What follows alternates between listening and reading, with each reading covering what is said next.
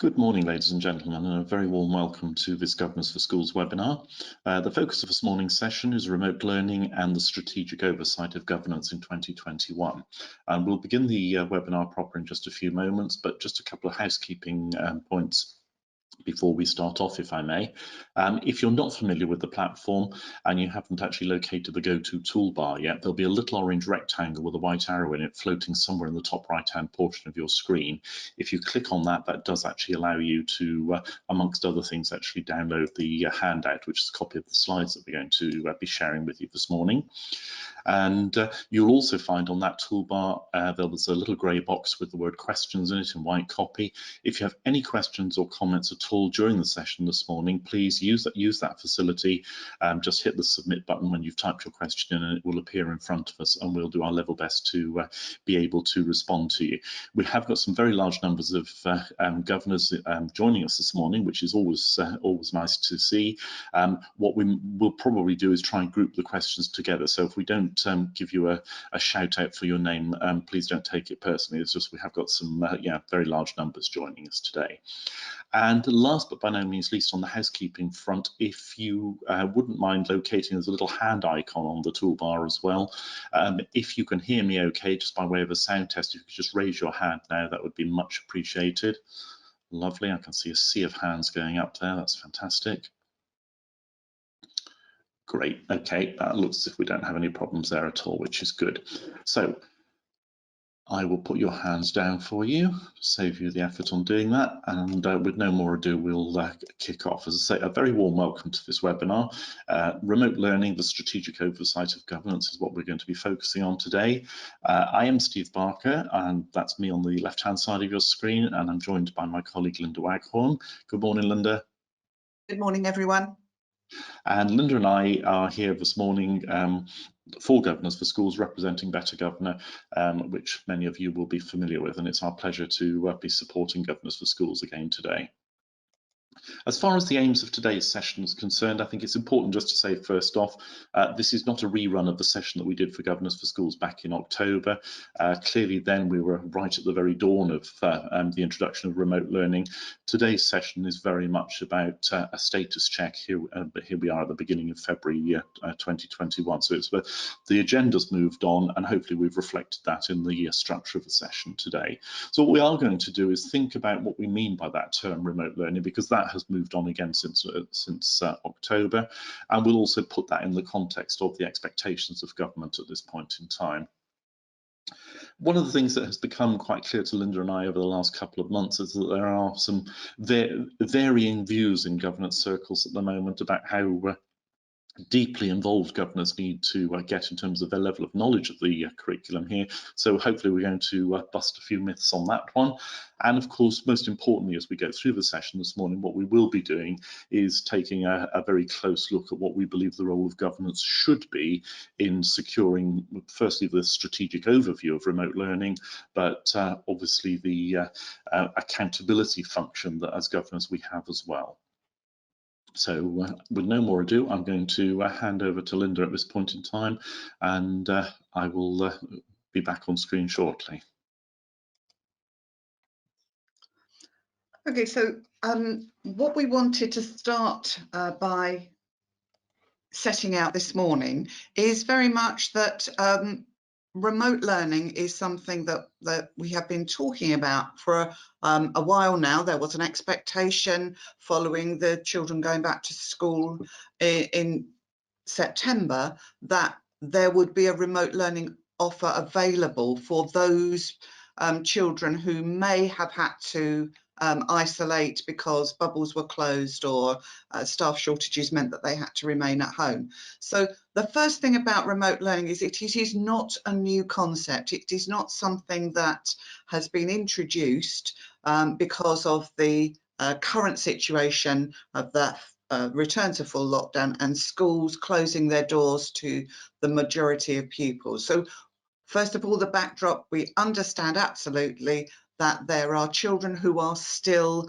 attending school, those vulnerable groups and those children who are the children of essential workers. So that is similar to the way in which it operated before, but for the majority, most cases, the majority of pupils, remote learning is not a new concept. It is something that schools were prepared for, but it is now expected for all age groups, and there are some definitions and some expectations that have been outlined in a little bit more detail, and we're going to look at those as we go through today's session. But it is primarily now about the offer and as much as possible, the consistency of that offer across the age groups and against these new expectations. It does not mean, the term remote itself does not mean that everything that is delivered to pupils who are not attending school means that it has to be done online. That's not its meaning, and that's been clarified. Remote means that the pupil is learning in a setting remote from the school itself. So it doesn't necessarily have to be a diet of pure online content. And in fact, for some areas of the country, having to do everything online would be impossible because of the problems they have with their Wi-Fi signal. But again, thinking about individual schools, it is for the school to decide what that looks like and how that is suitable for the needs of its own pupils. So taking all of those things into consideration, remote means that pupils are not actually attending the school site itself. And for most parts, what the expectations are not statutory. There are elements of that, but they're small. But there is a lot of professional judgment that each school or academy is having to put into place here to design what is suitable for their pupils.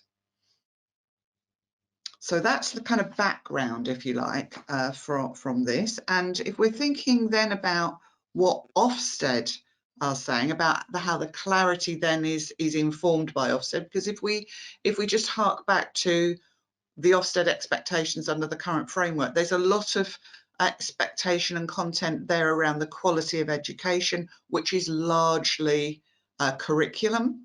And Ofsted had not been silent and not working during the whole of the pandemic. What they have been focusing their attention on is collecting information about what schools have done in response to the pandemic, and they produced some guidance earlier on in January about what's working well in remote education. So they've pulled their research together. They've published that in guidance. It's not a huge document, it's easily digestible. And what they have confirmed is that understanding about remote is pupils not at the school site, but in a broad term, any learning that is provided that happens outside of that classroom with the teacher not present in exactly the same location as the pupils. And no one school is going to look exactly the same as any other as a result of refining and designing what meets the needs of the pupils in your school. So both Steve and I are chairs of governors at very different schools, and whilst there might be elements that are consistent across that, what our professional team have done is to design something that meets the needs of our pupils based on the research that they've looked at and also the expertise and the experience that each of those schools has gained in getting ready for and delivering some of that remote education over the autumn term as and when it was necessary. So let's have a look at what the DfE expectations are.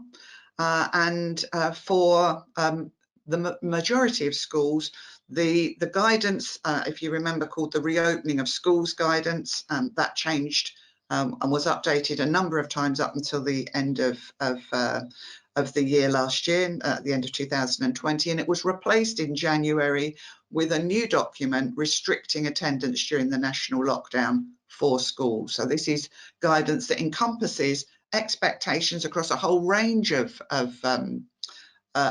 areas, not just attendance. It includes a whole section on remote education.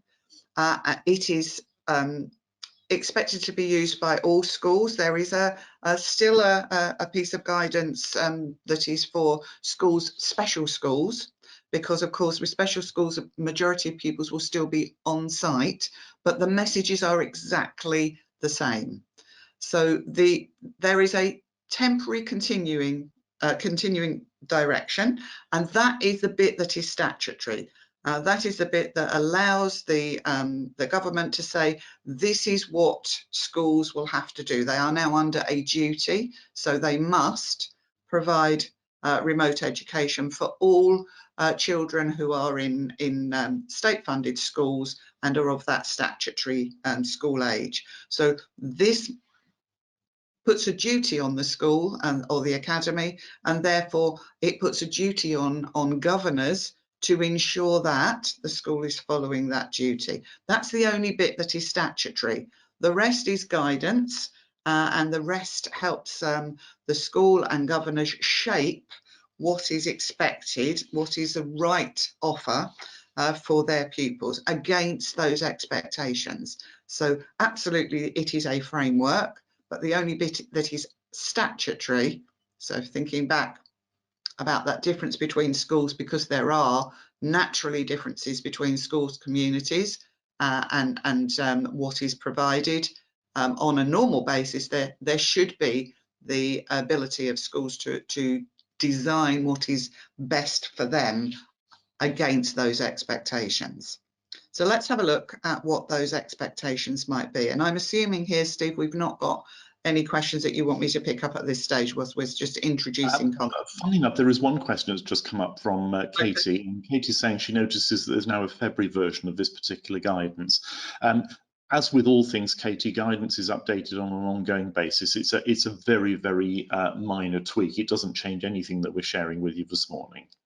I did notice on something I was delivering yesterday, there was a 3rd of February update to something else. So as Steve says, this is quite a dynamic area at the moment, and there are little tweaks to things as we go along, but the fundamentals haven't changed. So some of the things that we're sharing with you will no doubt be reflected on, but actually nothing here is different from what we are shaping the offer around. That would be unreasonable to expect new things at a very short notice, and we've been given promises that that won't be the case.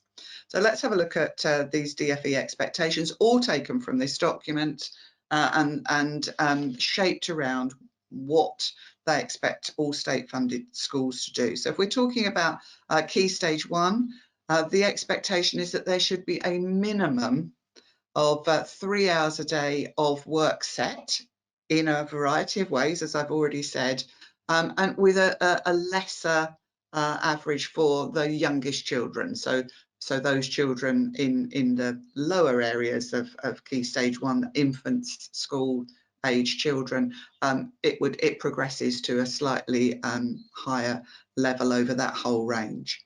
For Key Stage 2, junior age children, we're talking about 4 hours a day. And this is a mixture of both the things that children are doing with support or engaging with a group or with their teacher, and those activities that are set independently for pupils to work on without assistance of the teacher or the class or the online platform. And then in Key Stage 3 and 4, so we're talking about secondary age children, we're looking at a content of a minimum expectation of children engaging in some form of learning of 5 hours a day. So those are the sort of, if we start in a sort of tiered, layered way, that's the expectations that sit at the top. And then within that design, that content, we're back to the expectations that were there, that have been set previously with Ofsted, and those which our schools would normally be working on if pupils were attending. So not changed, but teach a planned and well sequenced curriculum. So with that end point in mind, there are some sequenced, and there's some design there that shows that it is planned to build that knowledge and skills that we understand schools are doing on a basis when children are there. They are required to select a digital platform through which to deliver anything that is going to be provided online. So that again is an individual choice for schools, and certainly in the school where I'm a chair of governors, we made some changes. The school made some changes to that because of their experience in the autumn term, and they've moved with some training that was provided in the autumn term to a different platform with some support of a local secondary school. So that is a decision that may have been reviewed and refined. And then there's a whole range of conversations that sit within that decision around making sure that pupils have access to digital devices that support their learning, that those digital devices are distributed. So it may be things that the school already has, it may be that they have purchased, it may be that they have, through their engagement with children and families, they've found out about what is needed, and they monitor both the engagement of pupils in their learning, and they support those children with interaction and feedback. There should be a member of the senior leadership team, the SLT. There should be a lead or leads on this online, on the remote offer, and those leads are responsible for ensuring that all of this is not only well planned, but is well communicated, including well communicated to parents. So again, part of the expectation is on the school website. By the 25th of January, you should be able to find some details of your school or academy's remote offer. So if this is your first engagement as a governor with this topic, that might be a good place to start. One, from an ensuring that the school is compliant, but also you'll get some details of what it looks like in your particular context, and be able to maybe have a look at some of these points and think, yes, I can see how that meets those requirements.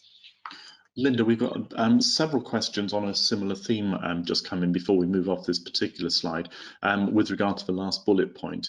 The DfE have made it a requirement that schools do publish on their website, and the deadline was the 25th of January, as we say there. The exact detail is for schools to determine, but the idea is what they're doing is communicating with parents and carers if there is a platform, what that platform is, and details of how to access that, but also details of how they are actually responding to the guidance on the minimum number of hours, etc., how the days split up, so virtual timetables, that kind of thing. It's not prescriptive, it's just saying this is the sort of guidance schools should be providing to parents and carers. And although they've given some ideas and some suggestions of templates, it is not a requirement to use those. Those are not statutory, and most schools will have come up with a way of describing their remote offer in probably a better way for their school audience than using a government template. Yeah.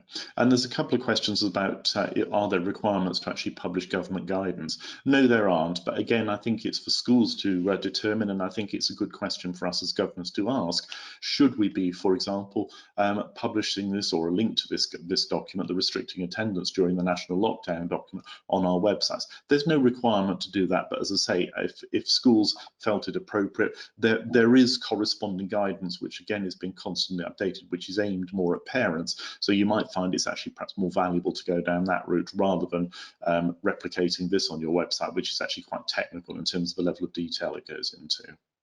And of course, I think the other thing that goes alongside this is parental communication. How do you engage with parents, or how does your school or academy engage with parents in normal times, and how have they been communicating with parents during the last 10 months that is effective, so that any questions or comments around individual problems are handled when they are concerns?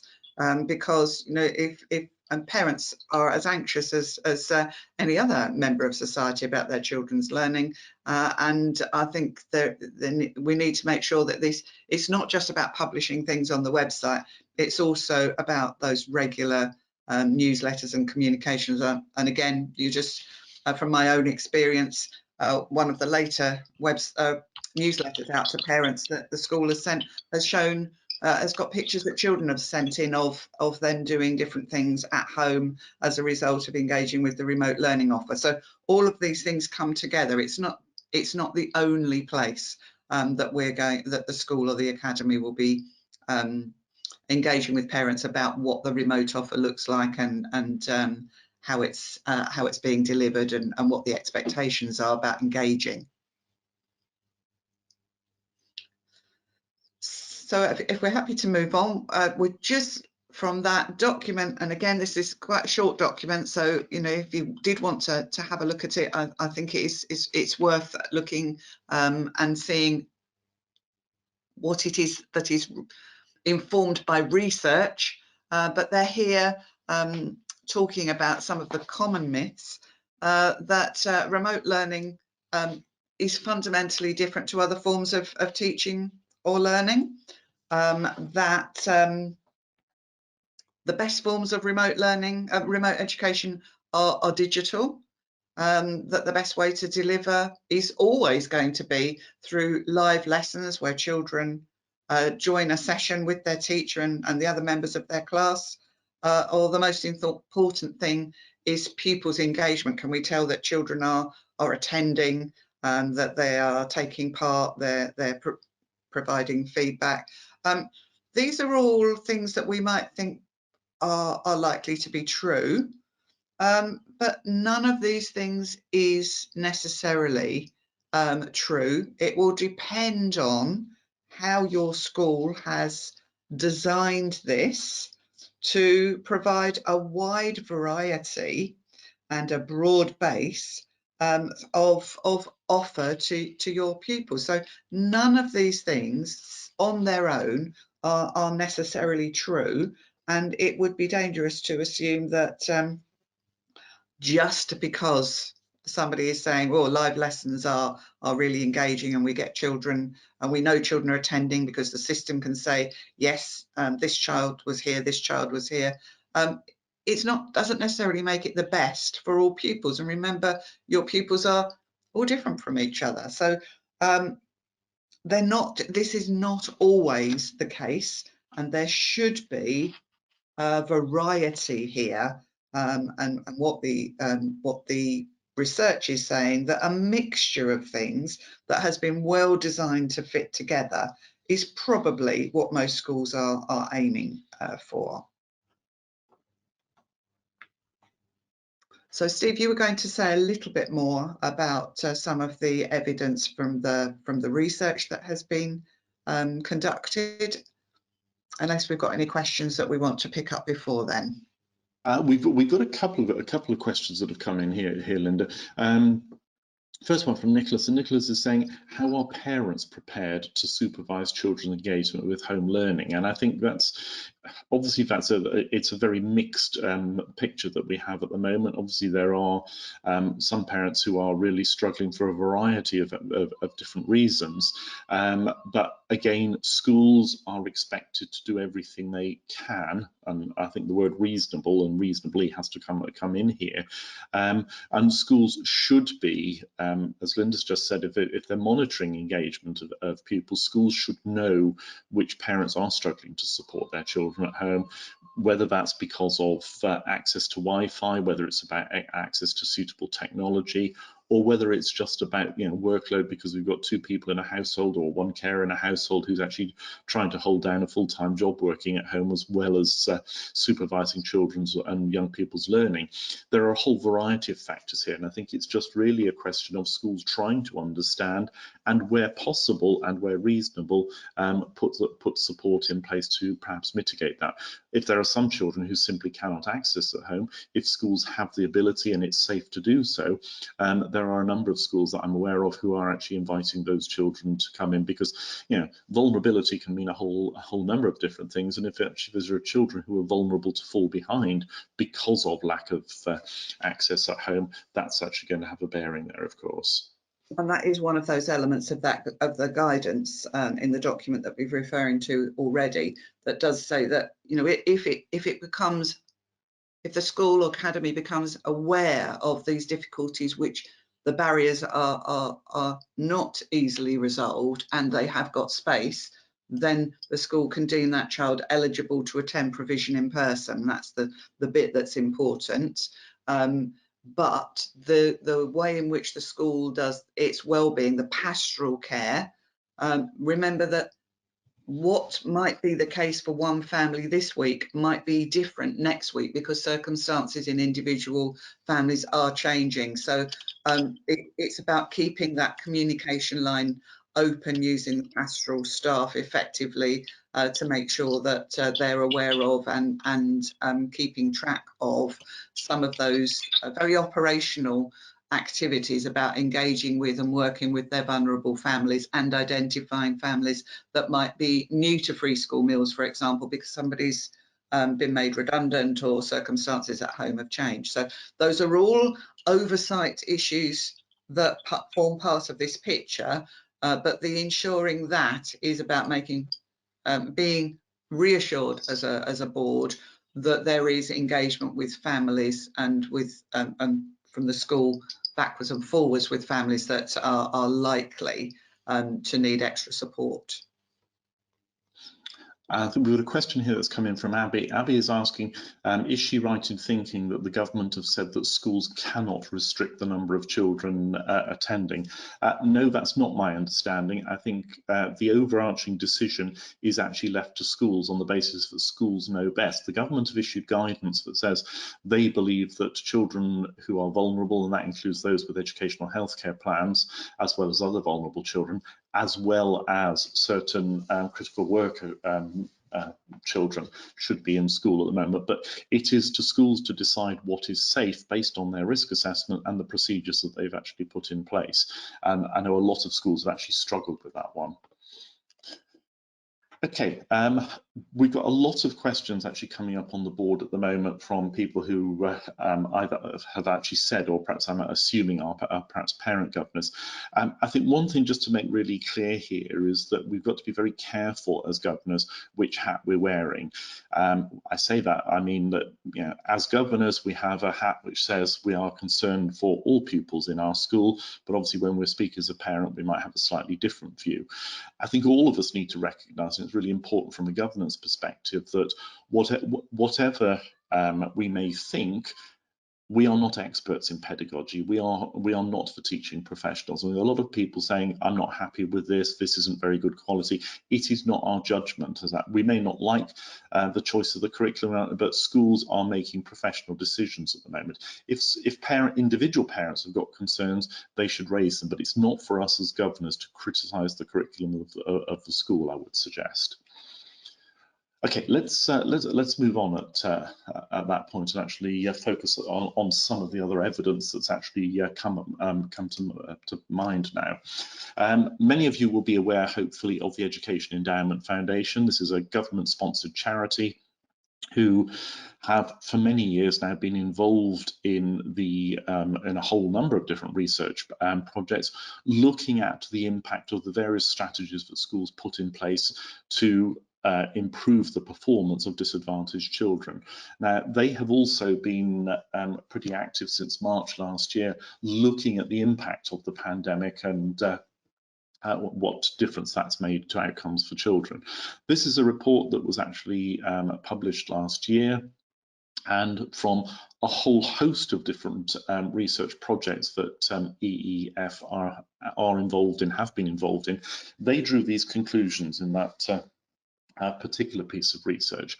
And again, a lot of these are borne out by what Ofsted is saying, but we just wanted to share them with you this morning, just so that as governors you have a little bit more background and can actually perhaps put some more context on what your schools are offering.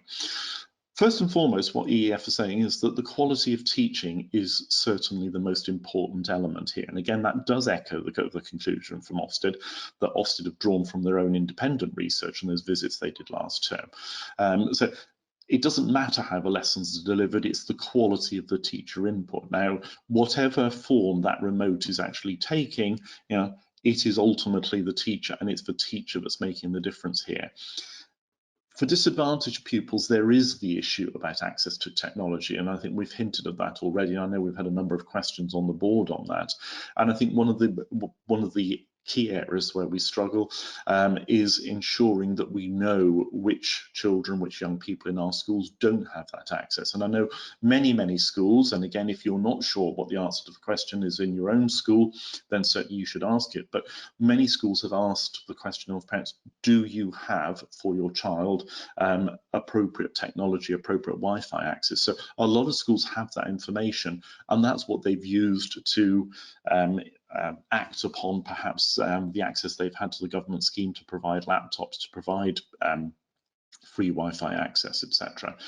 Be aware, if you're a governor in a Key Stage 1 school or a school that has Key Stage 1 pupils in it, that government funded laptop scheme does not extend down to Key Stage 1 and early years.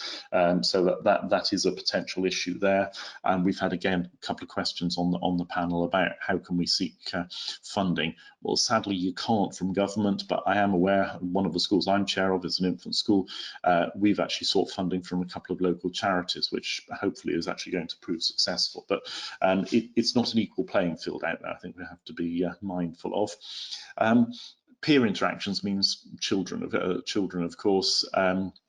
So having group sessions where that is possible does give some children the added motivation, and hopefully that will have an impact on improving their learning outcomes. One of the key things that Ofsted pointed out from the anecdotal evidence that they were getting from head teachers in those phone calls and visits they made in the autumn term was that the biggest issue was actually children's willingness to engage, children's levels of motivation. Supporting children to work independently, of course, is something that schools strive to do all of the time.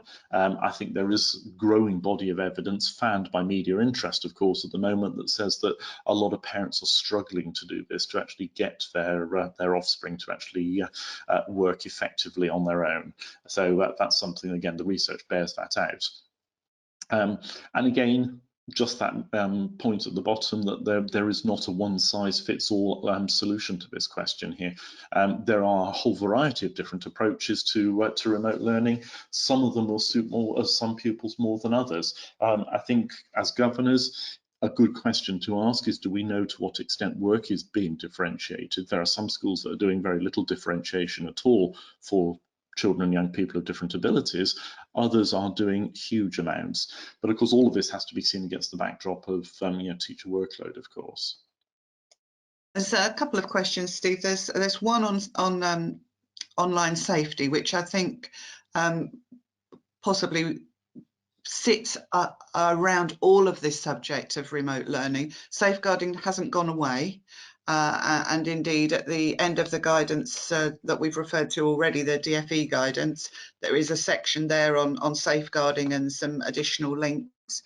We should, as part of the normal getting ready for remote education in the autumn term, have shared things with parents around safeguarding, and we should have reviewed any online safeguarding policies that we have in place at our school and academy. But remaining safe online is part of that oversight umbrella, and we should be aware of how the school or the steps the school has taken in order to reinforce that message. So all of those things still apply.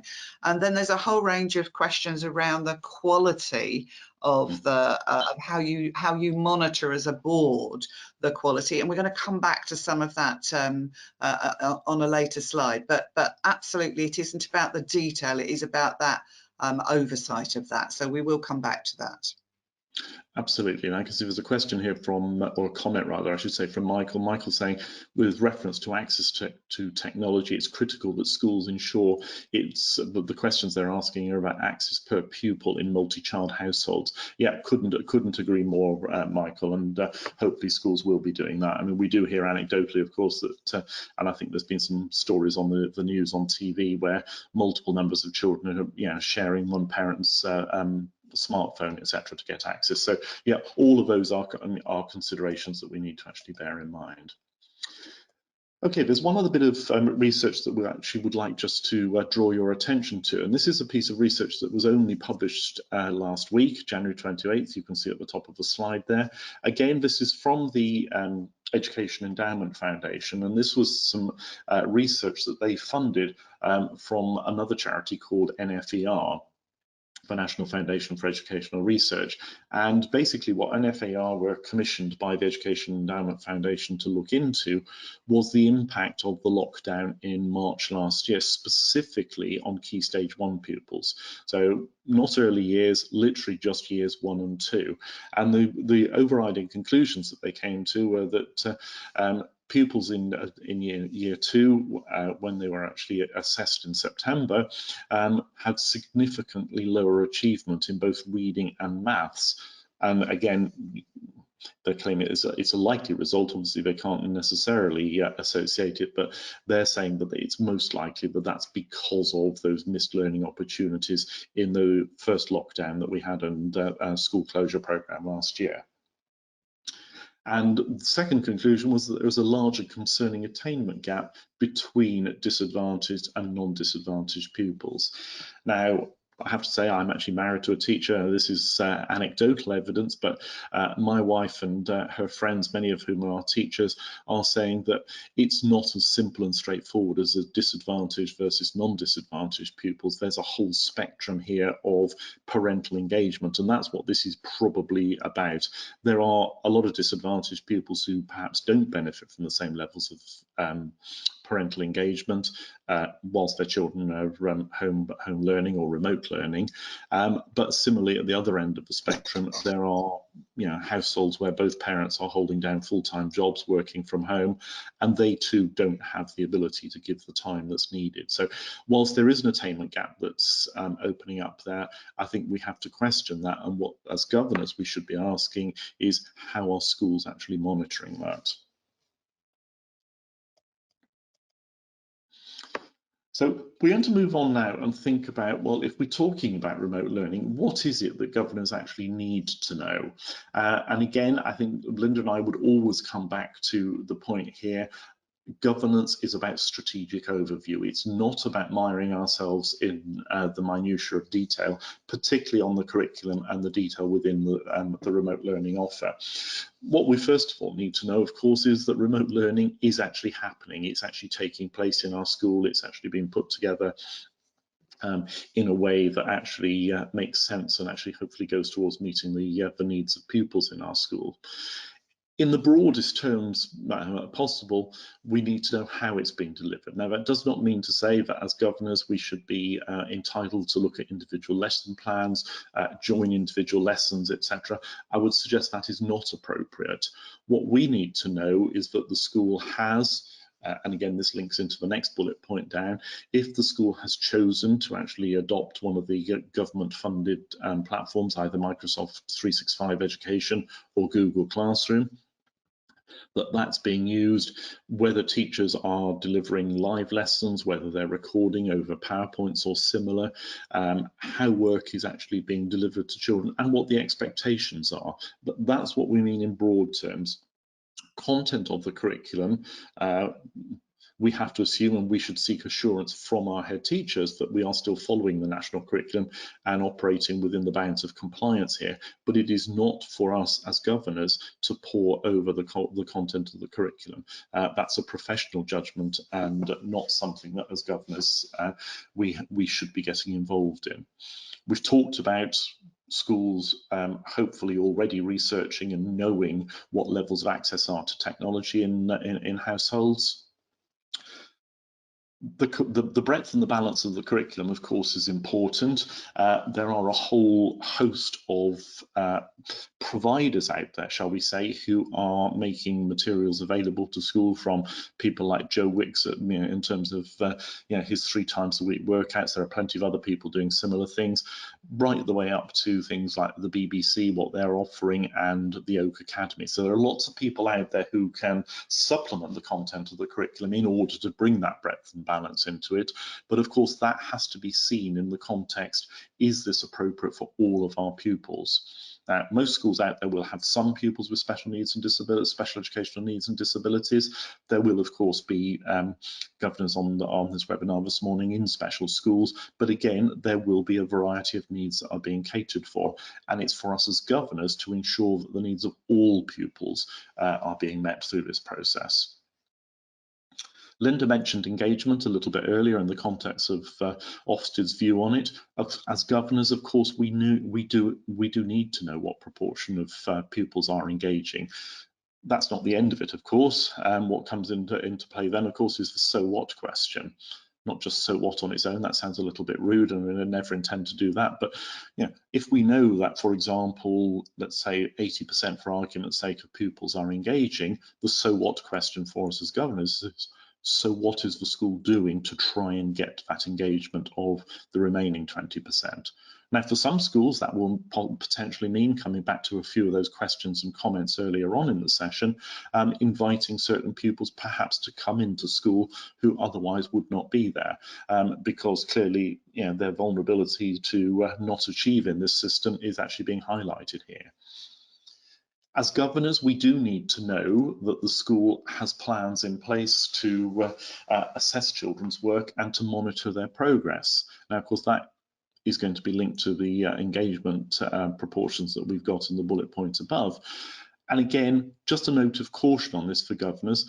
This may not be something that's happening in a huge amount of detail at this point in time, the collation of that information. We've got some children and young people learning in school, some learning at home, some where at this point in time we don't have much evidence that much is going on at all. Doesn't necessarily mean it's not happening. But what we need to know as governors is that there are processes in place that when children do return to school, all of this information will be collated, so that hopefully we're in a situation then where perhaps where most schools were at the end of the autumn term, we had a little bit of a benchmark on what gaps had emerged in children and young people's learning and what the plans for the future were in terms of how they were going to be supported. I'd just add there, Steve, back to some of the questions that came up earlier in the session around the huge variety of household situations supporting children's learning at home. For all of those reasons, assessment in the formal way, assessing progress in the formal way that schools would normally have done in the past, are simply not available in the same in either the same way or with the same degree of certainty. So this is an area which we should be, as governors, flexible to how the school or academy is approaching what is being submitted. Our children getting feedback about the work that they're submitting, but the issue of formal assessment under our assessment systems at school is probably a conversation best left as children return to school. Remember, this is an international emergency, so we are not expecting this to be perfect. We are expecting schools to show that they have done everything that they can do to ensure that they get this as well designed and as effective as it can be for their context and their parents and pupils. And the other thing here is, how do we get this information as board members? It could be you've had a presentation from that SLT lead. It could be you've had reports, head teachers' reports. It may be that you've had virtual monitoring visits with governors. This is about a strategic understanding of this, not a detailed discussion about the quality of teaching via a virtual platform. That's a professional judgment. Ours is oversight as boards, and it's about how we understand that this is actually happening and these broad headings are being met. Indeed. Question here from Anthony. Anthony is saying, apart from simply monitoring attainment gaps, is it realistic under the current circumstances that we should expect to reduce or eliminate those gaps? I don't think it's realistic to think that we should eliminate them or completely, but certainly schools should be responding as they would in normal times in children in school. If there is a gap, if there is a barrier to children and young people's learning, schools are expected to do something about it. So, for example, and I'm sorry I can only be parochial and talk about my own experiences here, in my wife's school, they have noticed that there are a number of children who do not have access to books at home, so they've actually now set up a scheme with a company who mail books out. It's a lending service, but they mail books out to children. They get 5 reading books a month, chosen by the teacher as being age appropriate and stage appropriate, for those children who perhaps were missing out because they don't have the ability to select a book at home because there's not that number of books available. So there are lots of ways in which schools can actually respond to this.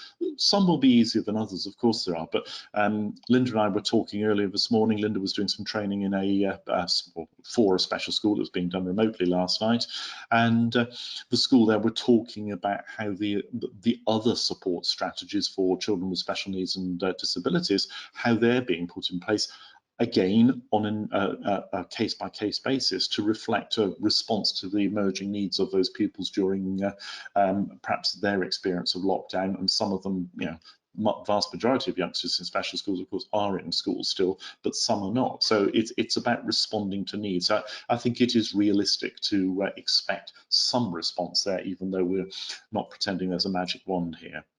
And this won't be new information, because those children, some of those gaps will have been identified before the current lockdown, and some of that differentiation that the teacher is doing with those pupils will continue through this remote learning offer. Indeed. And then the last bullet point on this slide here before we move on again comes back to this issue of safeguarding. And Linda touched on this earlier, of course, but where we say that governors need to know that safeguarding considerations are embraced, that means not just the fact that where we've got children at home who perhaps are developing vulnerabilities that we weren't aware of before, and that will be on a, you know, from a safeguarding perspective. You know, we've got lots of people living in overcrowded accommodation, etc., adults not able to get out, possibly working from home. There has been an increase, we know as a fact, in domestic abuse over the last 12 months. If children are witnessing that or even being involved in that firsthand, clearly that is developing vulnerabilities there. But of course, the other considerations, as Linda said, are those linked to the fact that most youngsters are spending far more time online, not just learning, but online in a whole variety of different ways, including social media, gaming, etc. And there are some safety considerations there as well. So one of the things as governors we should be asking is, what are we doing as a school to teach children safe online activity? What are we doing to actually build their resilience to becoming victims of some of those online risks that we're all aware of? And of course, that brings us to think about, well, what's the balance of that? Those are the things that we need to know on that previous slide. What don't we need to know as governors? Well, we've said most of this already, but just to reiterate, we as governors do not need to know the detailed content of the curriculum. And we've got a lot of questions on the board talking about this. Well, what level should we get involved in? We really shouldn't. It is not for us to monitor directly the quality of the curriculum or teaching. Head teachers and leadership teams do that on our behalf and report back on their findings. They are professionally trained to do this. We are not as governors, no matter what our professional standing might be. Similarly, you know, it's not for us to know what's taught in each year group. It's not for us to know what the curriculum plans are this half term, next half term, the rest of the year, etc. What we do need, of course, is our strategic overview that says we know that progression is built into the curriculum. We know that we're delivering the national curriculum. We know that we've got sequencing within the curriculum. And we know that because we've had examples shared with us, not because we monitor the minutiae of detail. And of course, the last bullet point there, we also don't need to receive a timetable, an indicative timetable of how many hours we are expecting in our school and what that might look like is fine, but it's not for us as governors to pore over and actually question at that level of detail, I would suggest.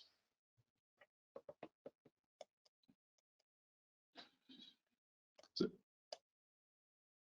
moving on to the next slide, lots of you have already been asking about workload, and you're absolutely right, workload is a very significant issue, and above all else, of course, from a workload perspective, never forget that as governors we have, as governing boards, a duty of care for all of the staff in our school, and that's something that we can't actually lose sight of.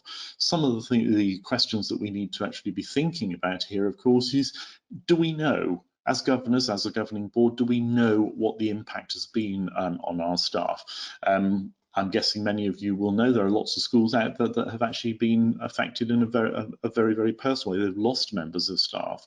But have we got staff in our schools who perhaps have lost very close family members, partners, parents, etc.? That will have an impact, but also the impact generally on well-being. But there's a lot of concern, quite rightly, because of this global pandemic at the moment, and that affects all of us in a variety of different ways, including those people who have had no choice but to put themselves at far greater risk by going into a classroom of 30 children or young people every day without that choice actually being available to them. Have we considered that as governors? I think one of the things we need to think about long and hard at the moment, and this is probably an issue, more prevalent in primary schools with smaller numbers of teachers, but are teachers not just supervising those children, teaching those children in school at the moment, but also having to provide and supervise the remote learning that's going on as well. I know that that is happening in many, many schools at the moment, and as governors, we need to be aware of what the implications of that are in our own schools. Some of the things that we might want to be asking is, what's the school done in terms of perhaps mitigating the additional workload of remote learning? And it is a significant workload addition, there's no doubt about that at all. Some schools have actually revised the expectations in terms of the frequency of marking, perhaps the depth of marking, but also how much work will be marked. Again, that's for your school to visit, but it's a good question for us as governors to ask, I would suggest. One of the issues that some schools have actually looked into is the deployment of support staff. Are they, again, it will depend on how many children are actually in school, but can they be used to support those children, or is that something that we might need to think about them being deployed in slightly different ways? We've also got the issue that the launch of remote learning in the lockdown that we're in at the moment, of course, happened very quickly without a great deal of notice. Lots of schools found themselves in a situation where the implication was we could flick a switch overnight and remote learning was suddenly a reality. That's not the case, and we need to ask as governors whether our teachers have actually had appropriate CPD, professional development and training to be able to operate that remote platform. And I hinted about the ready prepared external resources from people like Oak Academy, etc. earlier. We need to ask the question whether that's actually been explored in our school.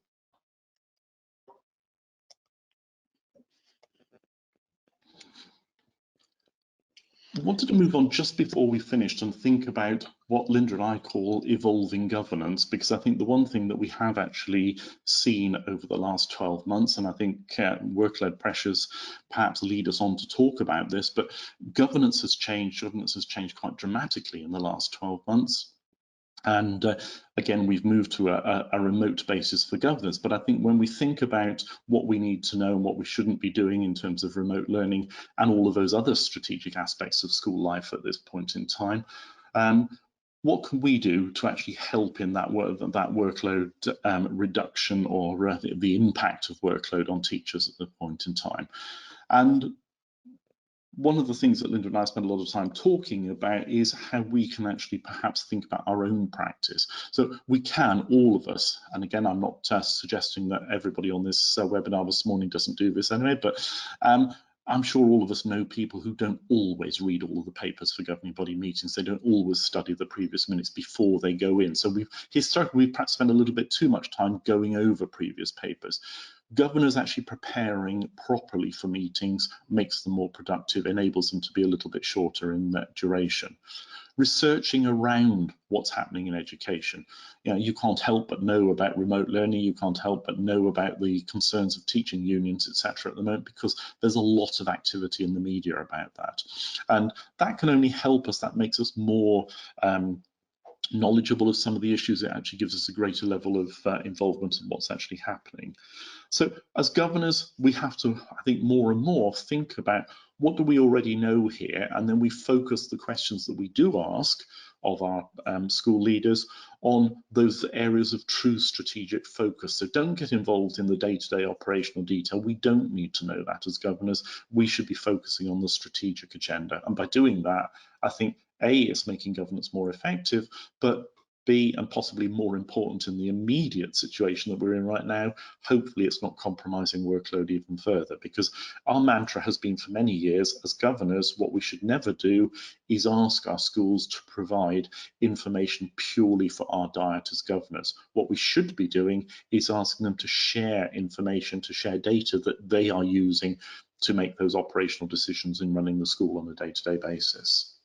I think that's become even more important when governors have not actually been able to go into school for a long time. How do we know? Well, our schools and academies are collecting information. Are they collecting feedback from parents, collecting feedback from pupils?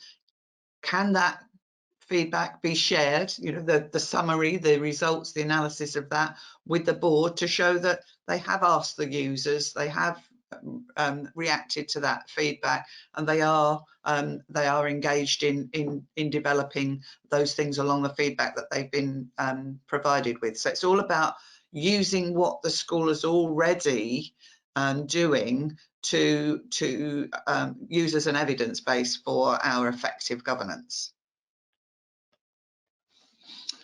Okay, and this last slide really is just some takeaways from Linda and I in terms of some of the suggestions on, you know, what we should be doing now. So, you know, think about using the information that we've given you. Think about, you know, following up on some of those references, etc., to boost your own individual knowledge.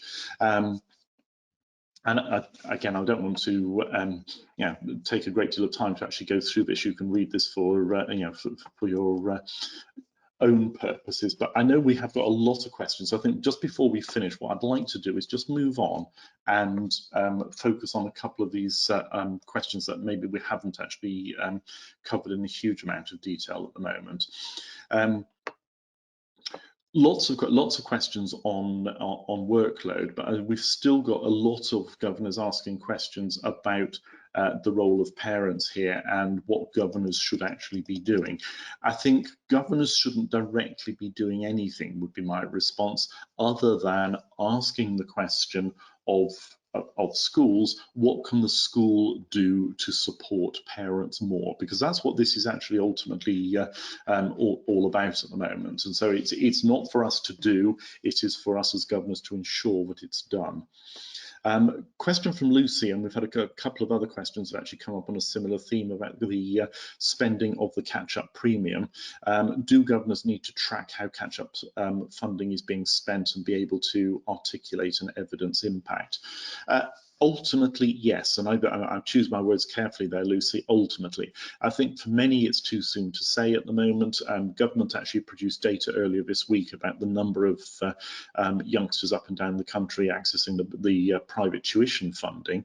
I think schools have spent, in my experience, the catch-up premium on a whole host of different aspects of support for individuals, but I think what we have seen generally since the lockdown at the beginning of last month is that a lot of schools have actually put that on hold, because of course the risk at the moment is that we're going into another period where perhaps what needs to be caught up on is actually for some pupils actually being expanded anyway. So I think the catch-up premium will become more of a feature when we see schools returning to perhaps more of a level of normality, I would say, on that. But it is certainly something governors need to know how much money there is. It's being paid in tranches, of course, to schools anyway. What have we spent it on so far? What are our plans when pupils are back in school? Because I think for most schools, and I say most, I think it will be most schools, will find that probably a lot easier to use it more effectively once pupils are in school. That question came up at the special school session that I did yesterday as well. And in addition to that, the tutoring programs that the government have made available. And again, it's about the school thinking about how they will use that effectively. And first of all, they'll need to properly assess where different pupils are as they return to school. So it makes sense when you think of it strategically. There is a lot we don't know about pupils' experience. It's been very varied at home for all of those reasons that people are outlining in the questions. And there have been many questions around this parental support aspect. But until those children are back at school and properly assessed, that it is almost impossible to make effective use of that money. Remember, it's not huge amounts of money we're talking about here, and every penny of that has to be spent wisely in order to support students' learning. So I think it is about what's been spent already, but it's also about thinking strategically as we move to a position where schools are returning in the future. How is assessment picking up what then needs to happen next, and some of the planning around this is how we might use some of this once we've got that full picture. Absolutely.